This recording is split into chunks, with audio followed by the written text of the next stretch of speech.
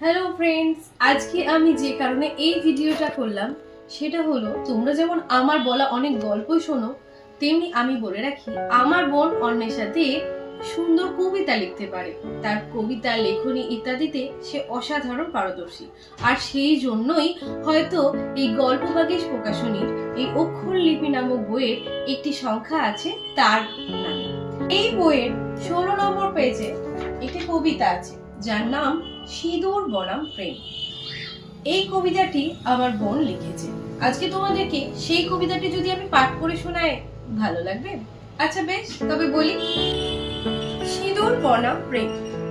দোলাচলের টানে প্রশ্ন জাগে মনে, আসে নানা সংশয় আর আসে ভয়। ওপারের তীর শূন্য নাকি, আছে কোনো ভূমি ফুলময়? দায়বদ্ধের ঘুম জ্বলে ওঠে ভীষণ রূপে, সমাজ ঘৃতের যোগান দেয় চুপে চুপে। তারই মাঝে সুপ্ত নাবালক মন আত্মাহুতি করে আয়োজন। বারে বারে ফিরতে যাওয়ার ফন্দি আটে গোপনে, কিন্তু তার বরণের থালা থেকে যায় এক কোণে। সিঁদুরের দাগে মেশে প্রেমের রক্ত, দুই লালের গারত্বের শিকার হয় সে নারী। মুখে হাসির রং মেখে কাটায় সারা বেলা, দিন শেষে সই হয় তার নীরব রাত্রি। কন্দনের সাজা কেটে যায় আঁখি, স্মৃতির সিঁদুর সাক্ষী থাকে বোবা বেশে। মনের কথনে হাহাকার ধ্বনি বাজে, স্বপ্ন তাকে নিয়ে যায় স্মৃতিদের দেশে।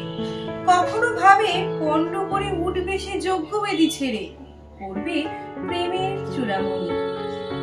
সংসার আসে নিয়তি হয়ে যেই, দেখে প্রেমিক তার আর নেই, আর হয়ে আছে অন্যের স্বামী।